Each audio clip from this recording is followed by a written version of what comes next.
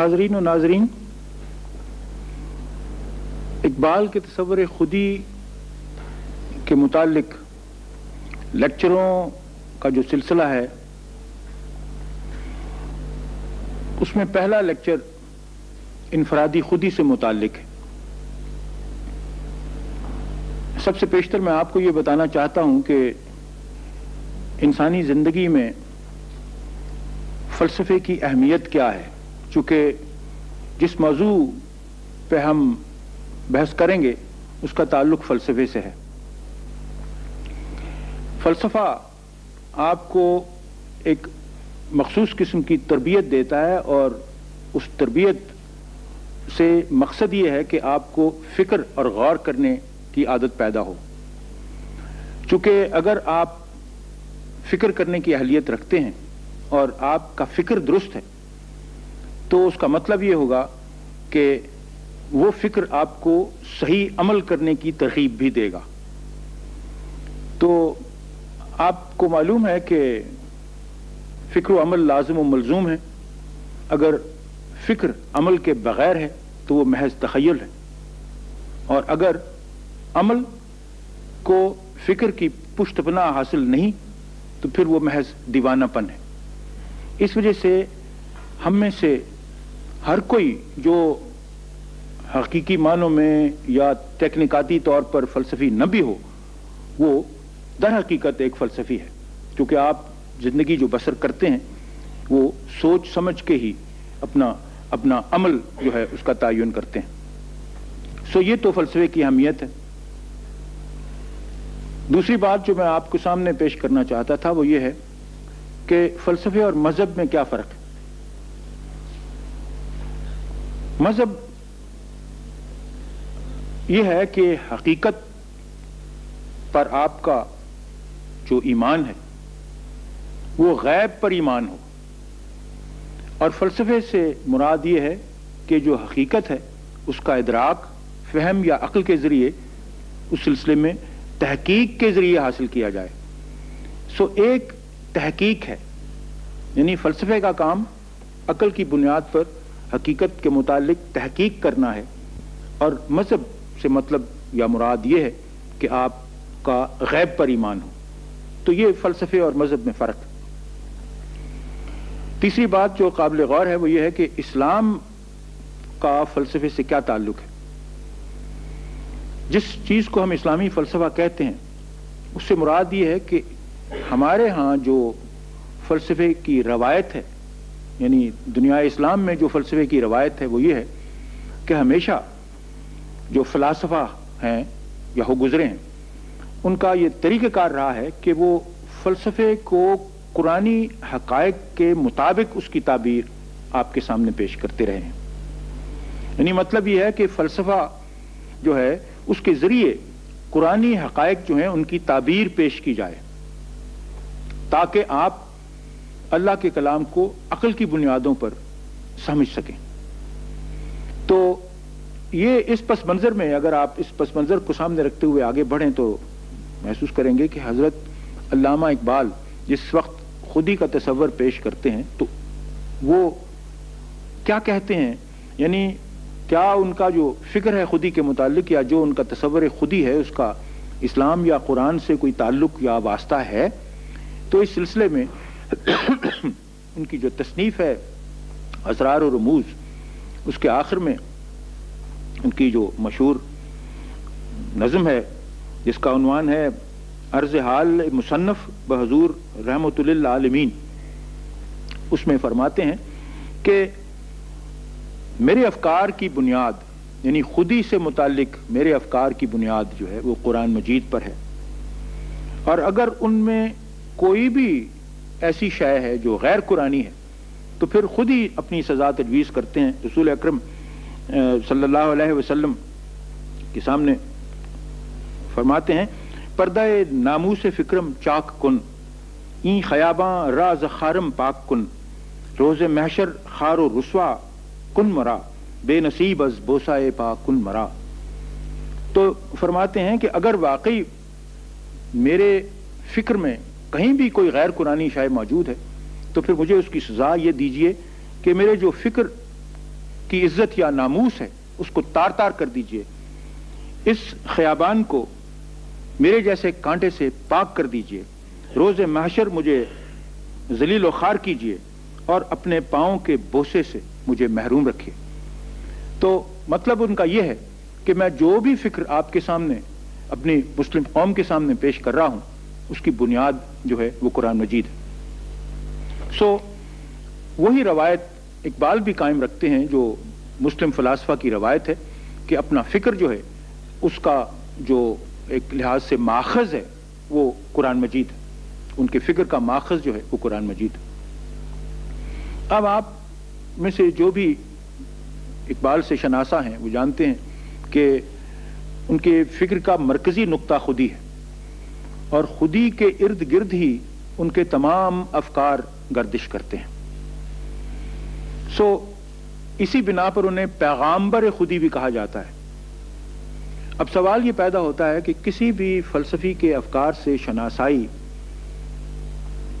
پیدا کرنے کے لیے ضروری ہے کہ اس کے گرد و نواح کو بھی پوری طرح سے سمجھا جائے، یعنی فلسفے کی کتب یا کسی بھی علم کی تاریخ کے متعلق جو کتابیں ہیں وہ اس موضوع کی ارتقاء کے متعلق تو آپ کو معلومات فراہم کر دیتی ہیں، لیکن جو انفرادی فلسفی ہیں ان کے متعلق یہ پتہ نہیں دیتی کہ انہوں نے اپنے خیالات کی تدوین کس ماحول یا کس گرد و نواح کے رد عمل کے طور پر کی۔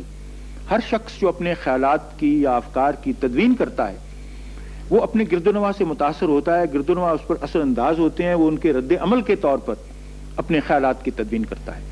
سو سوال سب سے پہلے یہ پیدا ہوتا ہے کہ اقبال نے جب تصور خودی پیش کیا تو وہ کس قسم کا ماحول تھا جس کے رد عمل کے طور پر یہ تصور انہوں نے پیش کیا۔ تو اس کے متعلق یہ معلوم کرنا ضروری ہے کہ مسلمانوں کا زوال تمدنی قوت کی حیثیت سے اور سیاسی قوت کی حیثیت سے عمل میں آ چکا تھا۔ جب اقبال نے آنکھیں کھولیں تو اس وقت مسلمان تنزل کی کیفیت میں تھے۔ یہ درست ہے کہ حضرت علامہ کی پیدائش کے وقت ایک ریسرجنس یا احیاء کی تحریک جو تھی وہ جاری ہو چکی تھی، اس لیے یہ کہنا درست ہے کہ حضرت علامہ نے کم از کم اپنی آنکھیں جو ہیں وہ احیاء کے یعنی احیاء اسلام کے ماحول میں کھولیں۔ وہ تنزل کے زمانے کے شاعر نہیں تھے، لیکن احیاء کے زمانے میں پیدا ہونے کے باوجود انہوں نے ابتدا یہی کی، جو ان کا کلام ابتدائی ہے اس سے ظاہر ہوتا ہے کہ انہوں نے زمانہ تنزل کے مسلمانوں کے ایک روایتی غزل گو کی حیثیت سے اپنی شاعرانہ زندگی کی ابتدا کی۔ اس زمانے میں جو روایت کی پابندی تھی وہ یہ تھی کہ نفی ذات پر اصرار کیا جائے، یعنی آپ دیکھیے کہ اس زمانے میں شعراء جو ہیں وہ وحدت وجود سے متاثر تھے۔ وحدت وجود سے مراد یہ ہے کہ انسان محسوس کرے کہ اس کی حقیقت ایک محض پانی کے قطرے کی طرح ہے جس کا جو نصب العین ہے وہ یہ سمندر میں گر کے فنا ہو جانا ہے۔ تو اسی وجہ سے آپ دیکھیں گے کہ جو بھی اس زمانے کی یعنی تنزل کے دور کی شاعری تھی مسلمانوں کی، اس میں ایک طرح کا فرار تھا، زندگی کے جو حقائق ہیں ان کا مقابلہ نہ کرنا اور فرار کی تلاش کرنا، یا ہمیشہ مصائب کا ذکر کرنا اور اپنی بدقسمتی پر رونا، یہ ایک یعنی انداز تھا تکلم کا ہمارے ادب میں، اور اس کا اثر پڑا ہماری سوشل زندگی پر، ہمارے معاشرے پر، اور نتیجہ یہ ہوا کہ سارے کا سارا معاشرہ بے عملی کا شکار تھا، فرد انفرادی طور پر بھی اور اجتماعی طور پر بھی۔ یہ ایک ماحول تھا، یہ وحدت وجود کے تصور کا جو فروغ اس کو حاصل ہوا، اس کے سبب اس کا نتیجہ یہ نکلا کہ مسلمان من حیث الملت تنزل کی طرف چلتے گئے۔ اور اقبال میں ایک خصوصیت یہ ہے کہ اس ابتدائی دور میں ان کے کلام میں بھی اسی قسم کے اشعار ملتے ہیں، کیونکہ اس زمانے میں روایت کے پابند ہونے کے سبب اور ایک نوجوان شاعر ہونے کے سبب وہ بھی جو روایت ہے اس کی پابندی کو انہوں نے اپنے اوپر جاری رکھا یا قائم کیا، لیکن اس کے باوجود بعض ان کے اشعار اس زمانے میں بھی ملتے ہیں جن سے یہ ظاہر ہوتا ہے کہ یہ خودی کا تصور جو ہے ان کے ہاں تربیت پا رہا تھا یا ارتقائی منازل سے گزر رہا تھا. مثلا ایک شعر جس میں فرماتے ہیں جو وفا پیشہ سمجھتا ہے خودی کو ایماں جنتی ہوگا فرشتوں میں نمایاں ہوگا. تو اس سے یہ حقیقت واضح ہو گئی کہ اس زمانے میں بھی یا اس وقت میں بھی اس ابتدائی دور میں بھی اقبال کی وہ جھلکیاں دکھائی دے جاتی تھیں جنہوں نے جس سے یہ ظاہر ہوتا ہے کہ ان کا آفتاب کمال عنقریب افق سے طلوع ہونے والا تھا. یہ بعض اقبال کے نقاد کہتے ہیں کہ یہ جو اس قسم کے اشارے اقبال کے ابتدائی کلام میں خودی کے متعلق ملتے ہیں یہ اقبال کے کلام کی یا اقبال کی شاعری کی صبح کاذب تھی اور جس کی روشنی طلوع آفتاب کا پیش خیمہ ہوتی ہے. تو اس قسم کے اشارے اقبال کے ابتدائی کلام میں بھی آپ کو نظر آتے ہیں. بہرحال اس کے بعد 1905 سے لے کے 1908 تک اقبال انگلستان میں رہے. یہ ان کا تشکیلی دور تھا اور اسی دور میں وہ ایک ذہنی اور قلبی انقلاب سے گزرے.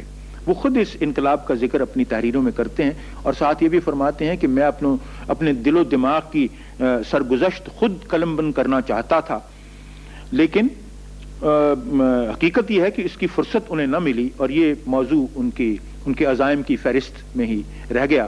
انہوں نے خود اپنے دل و دماغ کی جو سرگزشت وہ لکھنا چاہتے تھے وہ نہ لکھ پائے.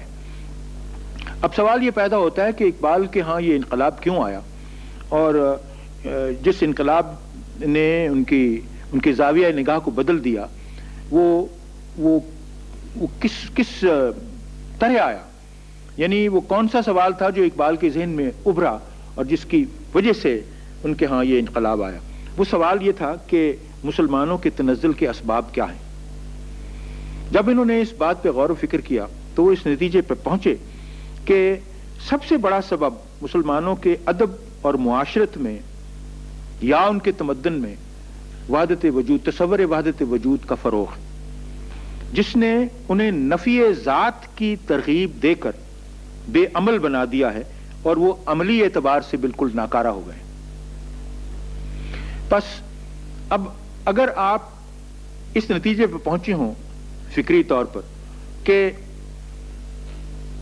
میرے جو گرد و نواح ہیں ان میں کیفیت جو ہے ایک بے عملی کی ایک خصوصی وجہ سے ہے تو وہ خصوصی وجہ ایک کانسیپٹ ہے یا ایک نظریہ ہے یا ایک تصور ہے نفی ذات کا تو یقینی امر ہے کہ اس کا رد عمل جو ہوگا وہ اس بات ذات ہوگا. سو اقبال کے ہاں جو خودی کا تصور ایوالو ہوا وہ ایک طرح کا رد عمل تھا اپنے ماحول کے خلاف. ماحول میں مردنی تھی اور یہ پیغامبر تھے حیات کے زندگی کے. سو یہ وجہ ہے یہ رد عمل ہے انوائرمنٹ کا اس شخص کی ایک انفرادی فلسفی یا شاعر کی شخصیت پر کہ وہ اس کا اظہار جو ہے وہ خودی کی صورت میں نمودار ہوتا ہے. اب سوال یہ ہے کہ خودی سے کیا مراد ہے. روایتی فکر میں خودی کو کیوں معطوب سمجھا جاتا تھا. روایتی فکر میں آپ کو سب میرا خیال ہے آپ میرے ساتھ متفق ہوں گے کہ خودی کے معنی عموماً خود سری لیے جاتے ہیں یعنی جس سے مراد تکبر ہے یا غرور ہے اور خودی کو ہمیشہ یعنی مارنے کی ترغیب دی جاتی ہے.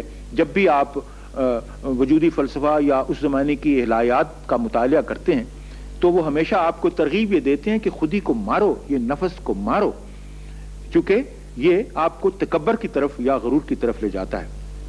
یہ درست ہے کہ اقبال کے نقطہ نگاہ سے اگر خودی بے عمل ہو یا وہ صرف ایک بڑھ ہو تو وہ واقعی تکبر ہے. وہ یعنی اس کو غرور ہی کے معنوں میں آپ لیں گے. لیکن خودی جب اس کے ساتھ عمل جو ہے وہ منسلک ہو تو وہ پھر تکبر یا غرور نہیں رہتا وہ کچھ اور چیز بن جاتی ہے. سو اقبال کے ہاں خودی کے جو معنی ہیں وہ روایتی معنی یعنی تکبر کے یا غرور کے نہیں جس کی وجہ سے وحدت جو جس کی وجہ سے وجودیت آپ کو اصرار کرتی تھی نفی ذات کے لیے۔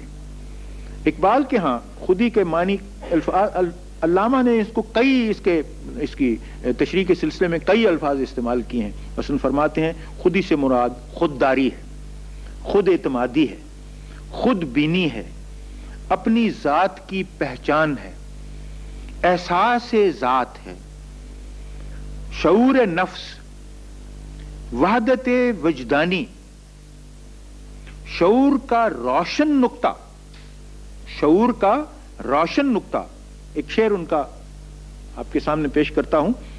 خودی کا نشیمن تیرے دل میں ہے، فلک جس طرح آنکھ کے تل میں ہے۔ تو اس سے آپ اندازہ کیجئے کہ فلک آنکھ کے تل میں جس طرح سما سکتا ہے، اسی طرح خودی کا نشیمن جو ہے وہ تیرے دل میں ہے۔ تو ترغیب آپ کو دے رہے ہیں کہ ایک خاص پوٹینشل ہے جو آپ کے اندر موجود ہے اور وہ خودی ہے۔ پھر اس کے متعلق الفاظ استعمال کرتے ہیں پراسرار شے، فطرت انسانی کی منتشر اور غیر محدود کیفیتوں کی شیرازہ بند، انا، میں، اپنے اعمال کی روح سے ظاہر، حقیقت کی روح سے مضمر اور پوشیدہ، مشاہدات کی خالق، یعنی وہ چیز جو آپ کو مشاہدات کی ترغیب دیتی چلی جائے۔ یہ سب وہ الفاظ ہیں جو اقبال نے خودی کی تشریح کے سلسلے میں ارشاد فرمائے ہیں، لیکن اس کے باوجود وہ سمجھتے ہیں کہ خودی کا جو مسئلہ ہے اس کو پوری طرح سے سمجھنا اور اس پر پوری طرح سے قابو پانا ممکن نہیں۔ مقصد یہ ہے کہ اقبال کے ہاں جو ہمارا وجود ہے وہ بجائے خود ہی خودی کی نمود ہے، یعنی خودی کی نمود کا جو عالم ہے اسی کی بنیاد پر ہماری زندگی اور وجود جو ہے وہ قائم ہے۔ ایک اور ان کے شعر ہیں جو آپ کے سامنے پیش کرتا ہوں۔ فرماتے ہیں تیری نگاہ میں ثابت نہیں خدا کا وجود، میری نگاہ میں ثابت نہیں وجود تیرا، وجود کیا ہے فقط جوہر خودی کی نمود، کر اپنی فکر کہ جوہر ہے بے نمود تیرا۔ اس کا مطلب یہ ہے کہ جو جوہر خودی ہے ہم سب میں، اسی کی نمود جو ہے وہی آپ کا وجود ہے۔ آپ کا وجود میں ہونا ہی اس بات کا ثبوت ہے کہ آپ کی خودی مسلسل اپنی نمود کرتی چلی جائے، اس کا اظہار کرتی چلی جائے، جبھی آپ کی زندگی ہے، ورنہ وہ زندگی نہیں۔ اب سوال یہ پیدا ہوتا ہے کہ جب ہم خودی کے متعلق یا اپنے آپ کے متعلق تصور کرتے ہیں انفرادی طور پر، جب آپ کہتے ہیں کہ میں اپنے آپ میں ڈوب گیا ہوں، تو یہ جو آپ کا میں ہے یا آپ کی انا ہے جس کو انگریزی میں سیلف کہتے ہیں، یہ در حقیقت کیا ہے؟ کیا یہ ایک کوریڈور ہے جس میں سے افکار و مشاہدات ایک طرف سے داخل ہوتے ہیں دوسری طرف سے گزر کے چلے جاتے ہیں؟ اگر وہ کوریڈور ہے تو پھر اس کی شرازہ بندی تو نہیں ہو سکتی۔ تو اگر یہ جو آپ کا احساس ذات ہے یہ ایک محض کوریڈور کی حیثیت رکھتا ہے، تو پھر تو یقینی امر ہے کہ آپ کی شخصیت کا تسلسل جو ہے وہ اس پہ قائم نہیں۔ وہ کوریڈور میں سے تو ایک چیز گزرتی ہے دوسری طرف سے نکل جاتی ہے، ہوا کا جھونکا آیا اور گزر گیا۔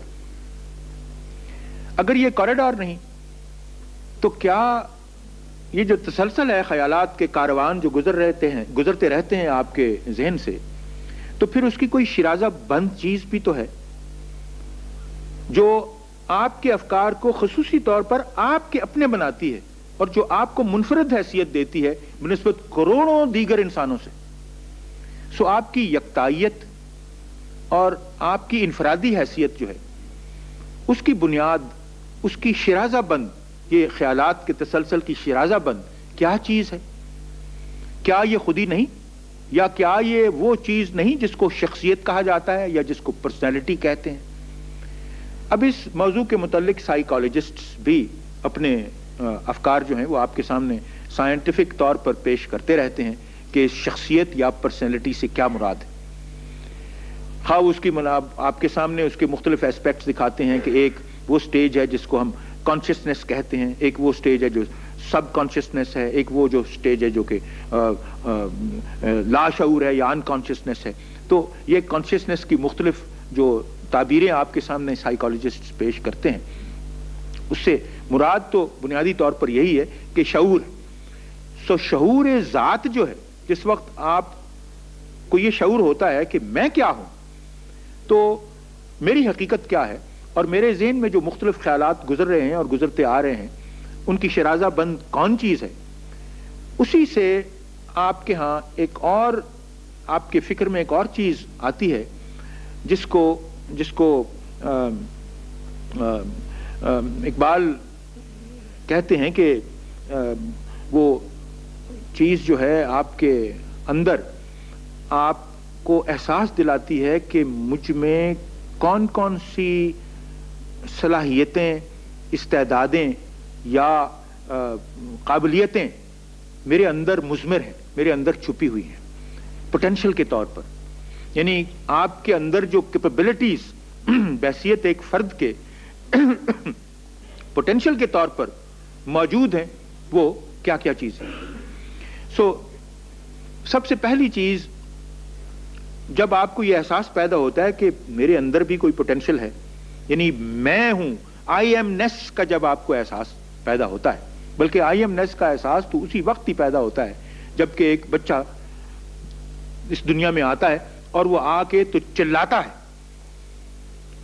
اس کا چلانا ہی اس کو یعنی ایک طرح کا خودی کا پہلا سبق ہے کہ میں ہوں، اور وہ چلا کے اپنی آواز دوسروں کو سناتا ہے، اور اس پہ یعنی یہ اس کا احساس ذات ہے، ایک احساس جو پہلا احساس جو اس کو اپنی ذات کا ہوتا ہے. سو سوال یہ ہے کہ اقبال کہتے ہیں کہ خودی یا شخصیت یہ انسان کی عظیم ترین متاع ہے. آپ کا حسن و جمال آپ کی متاع نہیں، آپ کے کردار کی خوبی، آپ کا قبو آپ کی زندگی کا، یا آپ کی خوبصورتی، یا آپ کا جلال، یا آپ کا جمال، یہ سب چیزیں جو ہیں یہ آپ کی شناخت نہیں. آپ کی اصل شناخت آپ کی شخصیت ہی ہے جو ڈٹرمن کرتی ہے یہ ساری فورسز، گڈ کی اور بیڈ کی، یعنی مثبت اور منفی، یا بدی اور نیکی کی، اور جمال کی اور جلال کی. یہ ساری ویلیوز جو ہیں یہ اس کا تعین ہی آپ کی شخصیت کرتی ہے.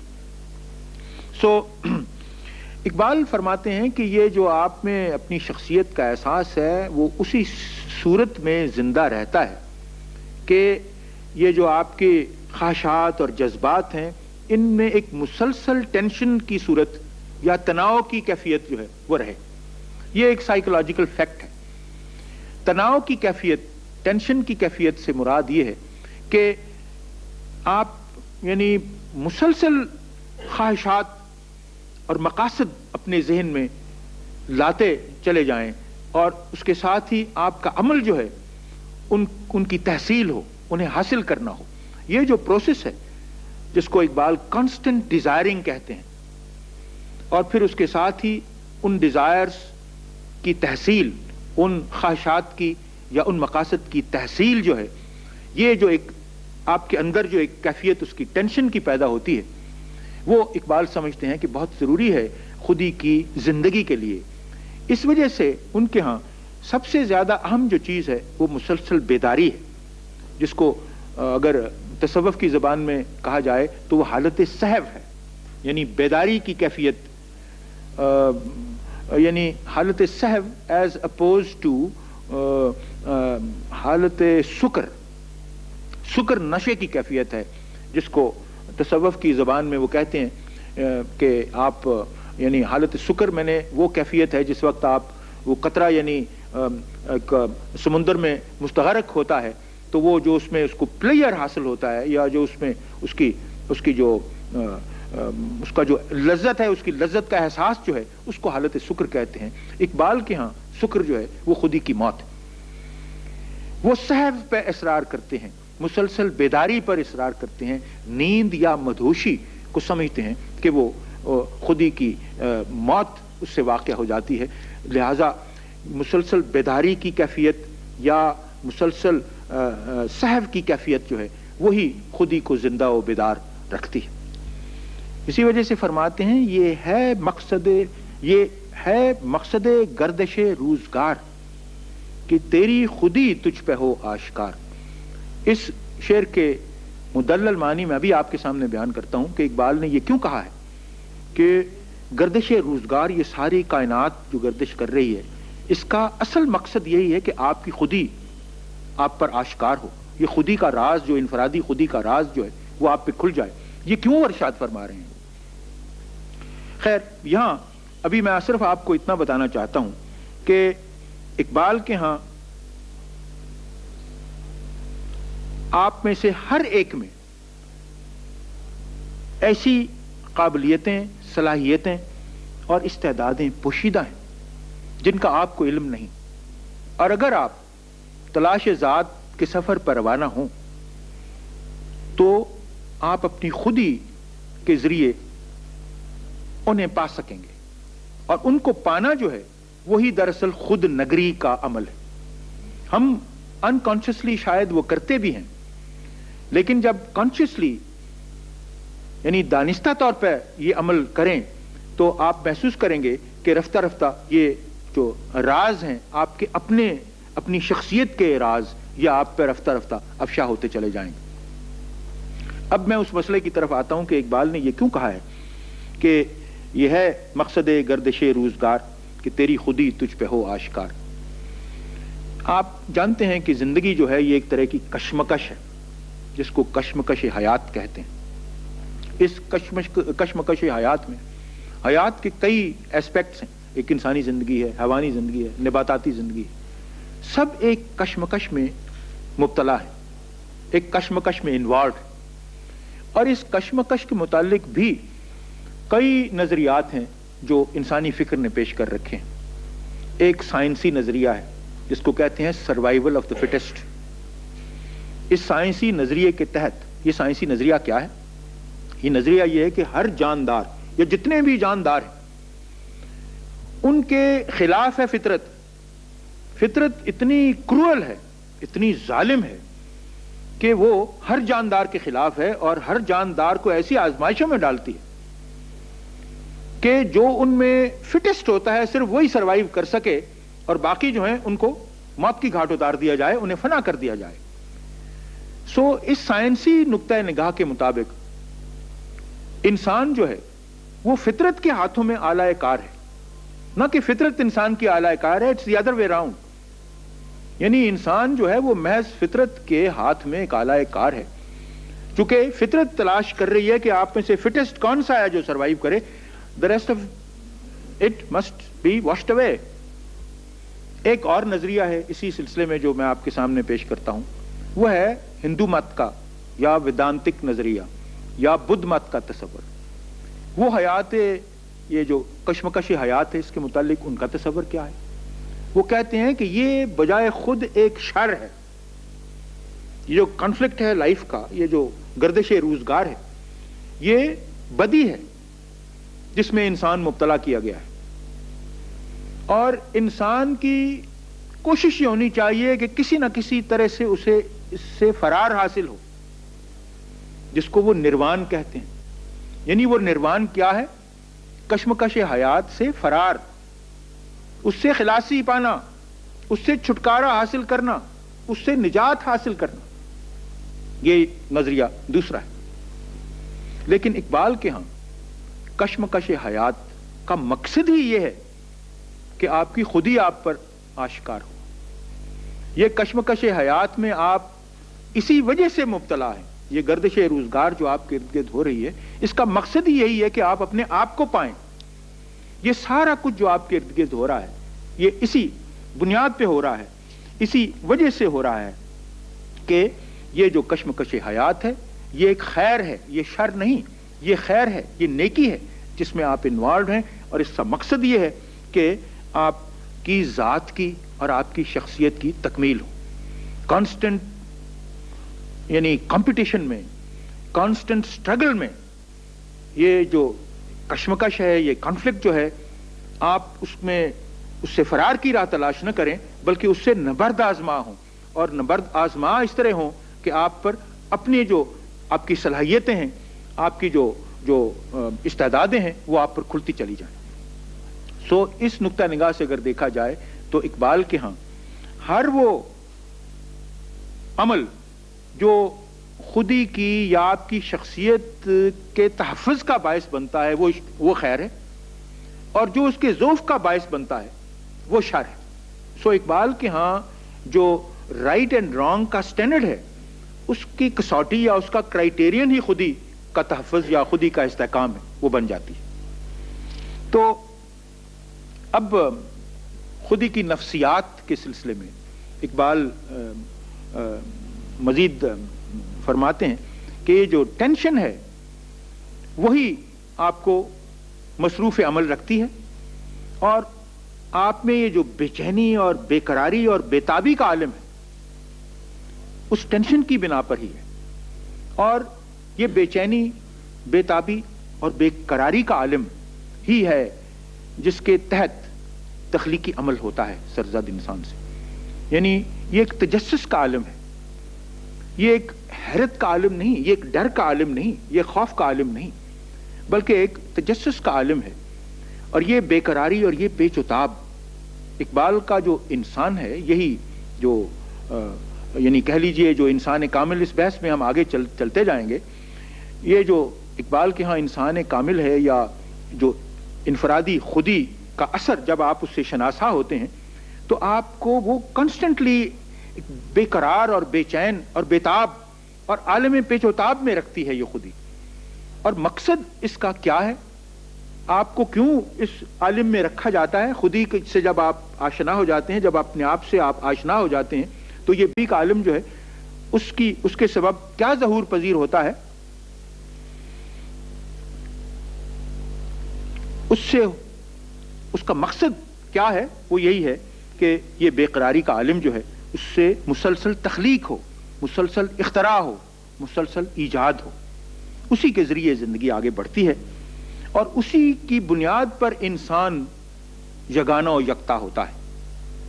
یعنی ایک انوینٹر جس وقت وہ کانسٹنٹ بے تابی کے عالم میں کریٹ کرتا ہے تو اسی وقت ہی وہ کروڑوں انسانوں سے ایک علیحدہ یگانہ ہو جاتا ہے اور یکتا ہو جاتا ہے۔ یہ اقبال کے شعر اسی سلسلے میں ملاحظہ ہوں، فرماتے ہیں خودی میں ڈوب زمانے سے نا امید نہ ہو کہ اس کا زخم ہے در پردہ اہتمام رفو، رہے گا تو ہی جہاں میں یگانہ و یکتا، اتر گیا جو تیرے دل میں لا شریک لہو، کہ تیرے جیسا اور کوئی نہیں ہے۔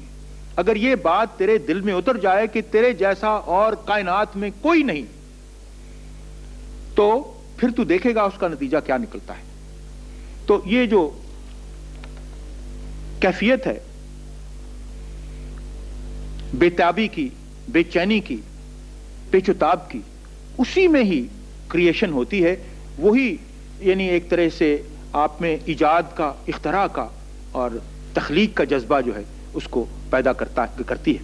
سو پس کشمکش حیات اقبال کے ہاں رواں دواں خودی کی وجہ سے ہی ہے، اور اپنے اس تصور کی تائید میں وہ آپ کے سامنے موتی کی مثال دیتے ہیں۔ کہتے ہیں کہ بھائی یہ موتی آخر میں کیا ہے؟ یہ پانی کا قطرہ ہی ہے، بارش کا یا پانی کا قطرہ ہے؟ اصل میں یہ بارش کا یا پانی کا قطرہ ہے یہ موتی، اور اس قسم کے بے شمار قطرے خاک میں جذب ہو کر گم ہو جاتے ہیں، مٹ جاتے ہیں، یا سمندر اور دریاؤں میں گر کر فنا ہو جاتے ہیں، اس کی وسعتوں میں غائب ہو جاتے ہیں۔ لیکن وہ قطرہ جو گوہر بن جاتا ہے، وہ گوہر کس طرح بن گیا، وہ کیوں کر گوہر بن گیا؟ تو وہ فرماتے ہیں کہ وہ قطرہ خودی کے راز کا محرم ہو گیا تھا اور اس کے استحکام کے ذریعے گوہر بن گیا۔ سو یہ مثال دیتے ہیں، ایک شاعرانہ مثال ہے کہ موتی دراصل پانی کا ایک قطرہ ہے، لیکن جب وہ اس راز کا محرم ہو جاتا ہے، وہ جب اپنے آپ کو پا لیتا ہے تو وہ موتی بن جاتا ہے۔ تو اسی کے طرح وہ آپ سے کہہ رہے ہیں کہ آپ اپنے آپ کو پانی کے قطروں کی طرح محسوس کرو تو ٹھیک ہے، آپ خاک پہ گر کے مٹ جاؤ گے، یا پانی میں گر کے سمندر میں یا دریا میں فنا ہو جاؤ گے اس کی وسعتوں میں. لیکن یہ بھی ممکن ہو سکتا ہے کہ اگر آپ کو اپنی خود شناسی آپ کی ہو گئی، یا آپ کو شعور نفس جو ہے آپ میں پیدا ہو گیا، تو ہو سکتا ہے آپ بھی موتی بن جاؤ. تو وہ پوٹینشیل آپ میں موجود ہے. سو اقبال کا تصور یہی ہے کہ آپ سب میں وہ پوٹینشیل موجود ہے، اگر آپ چاہیں تو آپ اس کو حاصل کر سکتے ہیں. اب سوال یہ ہے کہ وہ چلیے آپ کہہ دیں کہ جی میں اپنے آپ سے مانوس ہو گیا کہ میری خودی جو ہے وہ کیا ہے. اب سوال یہ ہے کہ پھر آپ اپنا نصب العین کیا اس کو قائم کریں گے؟ خودی کا مقصد ہی یہی ہے کہ تخلیق مقاصد کرتی چلی جائیں، آپ کے سامنے نصب العین آتے چلے جائیں، آپ انہیں حاصل کرتے چلے جائیں. تو سوال یہ ہے کہ جتنا عرفہ انسان کا جو خودی سے آشنا ہو، اپنی خودی سے جتنا عرفہ اس کا نصب العین ہوگا، جتنی اعلیٰ اس کی تمنائیں اور آرزویں ہوں گی، اسی نسبت سے اس کی حیات میں، اس کی زندگی میں مضبوطی اور قوت آئے گی. سو اب بات یہ آ جاتی ہے کہ خودی کی نفسیات میں اقبال کے ہاں سب سے اہم کیا چیز ہے؟ کانسٹنٹ ڈیزائرنگ، جس کو وہ کہتے ہیں ذوق طلب اور سوز آرزو کا موجود ہونا. اور یہ چیز جو ہے ایک تسلسل ہے. سو مدعا اور جستجو، مقصد اور نصب العین، ہر وقت ان کو تخلیق کرتے رہنا اور یہ سلسلہ جاری رکھنا، یہی جو ہے وہ خودی کی حیات و بقا کے لیے ضروری ہے. سو ذوق طلب اور سوز آرزو، جس کو شاعرانہ زبان میں اقبال یہ اصطلاح استعمال کرتے ہیں اور فرماتے ہیں کہ اگر انسان صاحب آرزو ہے تو جو اس کی خودی ہے وہ زندہ و بیدار ہے، لیکن اگر وہ ذوق طلب یا سوز آرزو سے محروم ہے تو پھر اس کی حقیقت ایک زندہ لاش کی حقیقت. سو سوال یہ ہے کہ ذوق طلب اور سوز آرزو کا پیدا کرتے رہنا، یہی خودی سے آشنا ہونے کے مترادف ہے. اسی سلسلے میں اقبال اور بھی مثالیں دیتے ہیں اپنے کلام میں. فرماتے ہیں کہ بھائی دیکھنے کی آرزو ہی کے نتیجے میں آنکھ پیدا ہوئی، یعنی لذت دیدار ہی نے دیدہ بیدار کی شکل اختیار کر لی. سو دیکھنے کی خواہش نے آنکھ پیدا کر دی. شوخی رفتار کی بدولت چکور کو پاؤں مل گئے، سعی نوا کی بدولت بلبل کو منکار مل گئی. سو پس حیات جن اشیاء کی آرزو بےتابی سے کرتی ہے، یعنی آپ انفرادی طور پر خودی، جو انسانی خودی ہے، وہ جن بھی خواہشوں کا اظہار بےتابی کے ساتھ کرتی ہے، قانون قدرت کے مطابق ویسی ہی چیز اس کو مل جاتی ہے. سو مقصد اقبال کا یہ ہے کہ جوہر خودی کے سبب انسان کے جذبات میں تناؤ ہے، وہ احساس ذات سے اپنی صلاحیتیں اور قابلیتیں پا لیتا ہے. اسی تناؤ کے سبب وہ مسلسل عمل، بے قراری، بے چینی اور بے چوتاب کے عالم میں رہتا ہے اور اسی کیفیت میں تخلیق مقاصد کرتا ہے، صاحب آرزو بنتا ہے اور اس کی ذوق طلب تخلیق، اختراع، ایجاد کا سبب بنتی ہے، جس کے ذریعے انسانی زندگی ارتقائی منازل سے گزرتی چلی جاتی ہے. وہ جو کچھ بھی بے تابی سے آرزو کرتا ہے وہی قانون فطرت اس کو دے دیتا ہے. تو یہی اس شعر میں حقیقت مضبر ہے جب اقبال فرماتے ہیں کہ خودی کو کر بلند اتنا کہ ہر تقدیر سے پہلے خدا بندے سے خود پوچھے بتا تیری رضا کیا ہے. کہ آپ اس وقت ایسی کیفیت آپ کی ہو جاتی ہے کہ جو بھی آپ خواہش کرتے ہیں وہ آپ کو قانون فطرت، قانون قدرت پیش کر دیتا ہے.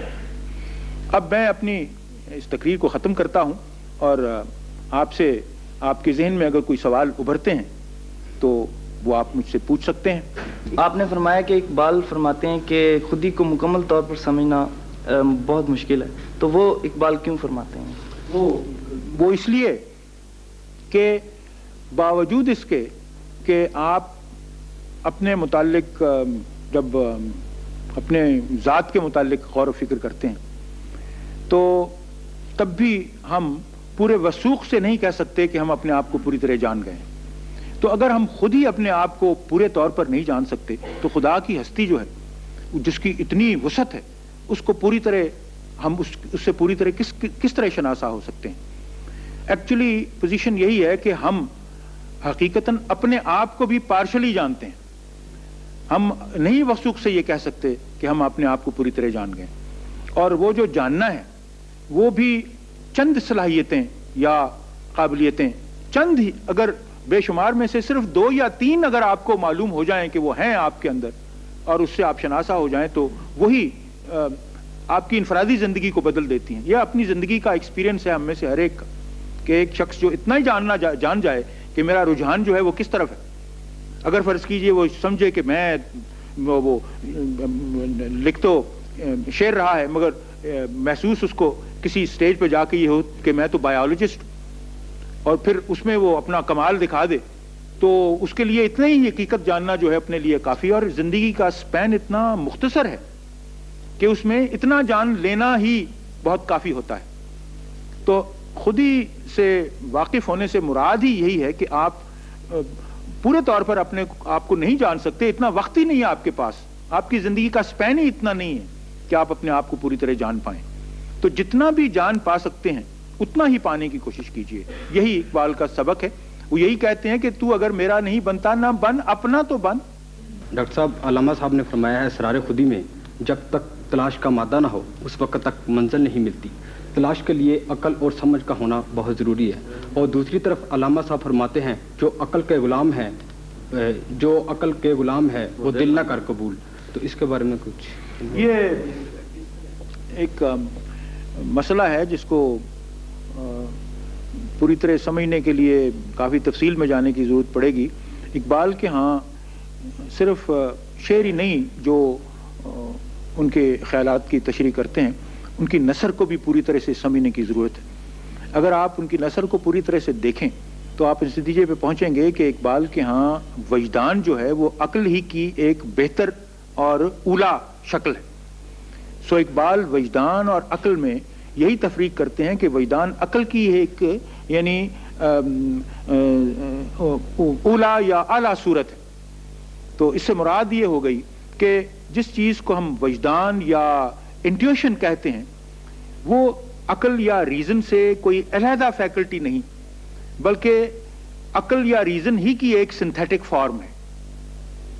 تو اس نقطہ نگاہ سے اگر آپ دیکھیں تو آپ کے سوال کا جواب جو ہے وہ آپ کو مل جائے گا، کیونکہ اس سے مراد یہی ہے کہ خواہ آپ وجدانی طور پر کسی حقیقت کو پائیں یا آپ عقلی طور پر اس کی تفہیم آپ کو مل جائے، دونوں جو طریقہ کار ہیں وہ ہیں وہی، اصلاً وہی ہیں.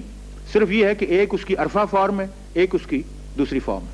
ڈاکٹر صاحب، آپ نے فرمایا تھا اپنے لیکچر میں کہ جو مخصوص قسم کی ایک انوائرمنٹل پوزیشن تھی اس کی وجہ سے ہمارے اکثر فلاسفہ اور شعراء نفی ذات کے تصور کے حامل ہو گئے تھے. تو علامہ کے ہاں یہ تصور جو اثبات ذات کا ابھرا اس کے ریئیکشن کے طور پہ اس نے دوسرے ہمارے فلاسفہ کے ہاں بھی کوئی ترغیب کی صورت میں ان کے خیالات میں تبدیلی کی صورت میں کوئی جگہ پائی جو ان کے ہم اثر تھے؟ ہم اثر شعراء میں تو اقبال میرا خیال ہے اس بنا پہ اثر انداز شاید نہ ہوئے ہوں کہ انہوں نے یہ ان کے خودی کے تصور سے تو شاید وہ متاثر نہ ہوئے ہوں، چونکہ ہر شاعر اور ہر مفکر کا ایک اپنا مقام ہوتا ہے. البتہ ایک چیز ہے جس سے میں سمجھتا ہوں کہ اقبال اثر انداز ہوئے اپنے ہم اثروں پر، اور وہ ہے کہ انہوں نے ہمارے ادب اور شاعری کی توجہ زندگی کے حقائق کی طرف مبذول کر دی. اس سے پیشتر جو ایمفیسس تھا وہ زندگی کے حقائق سے فرار پہ تھا. اقبال کے بعد کی شاعری جو ہے اس میں ہم زندگی کے حقائق کو سے نبرد آزما ہونے کی ترغیب دی جاتی ہے، اور آپ یہ نہیں کہہ سکتے کہ اقبال کے بعد جو شاعری ہے اس میں کوئی اقبال کا اثر نہیں ہوا. اثر اس انداز میں ہوا ہے کہ ہماری شاعری جو پہلے بے مقصد تھی اب با مقصد ہو گئی ہے. بہرحال آج کے جو لیکچر کا موضوع تھا اس کا تعلق صرف اسی نقطے سے تھا کہ اقبال کے ہاں خودی کے تصور سے کیا مراد ہے اور انفرادی خودی کو وہ کن معنوں میں استعمال کرتے ہیں. ان کے نزدیک انفرادی خودی کو اپنے اندر بیدار رکھنے کے لیے کیا کیا چیزیں ضروری ہیں, آپ کس طرح اپنی آپ کی تلاش کر سکتے ہیں اور اس کے لیے یہ سوز آرزو کا موجود ہونا کیوں ضروری ہے, اور کس طرح اگر آپ اپنی خودی سے آشنا ہو جائیں تو کیوں کر ارتقائی منازل طے کی جا سکتی ہیں انفرادی طور پر. ہم نے اس موضوع کو صرف انفرادی خودی تک محدود رکھا ہے کیونکہ اس سلسلے میں جو دیگر لیکچر آپ کے سامنے کیے جائیں گے ان میں اس کے مختلف پہلو اور جہتیں جو ہیں ان کو دیکھا جائے گا اور ان پر بحث کی جائے گی. فی الحال آپ کے سامنے یہی تصور پیش کیا گیا ہے کہ خودی کے معنی کیا ہیں اور اس کی تحصیل اور بقا کے لیے کیا کیا چیزیں ضروری ہیں جو آپ کے اندر موجود ہیں صلاحیتوں کی شکل میں یا قابلیتوں کی شکل میں, اور انہیں کس طرح اپنایا جا سکتا ہے. آپ کا بہت بہت شکریہ.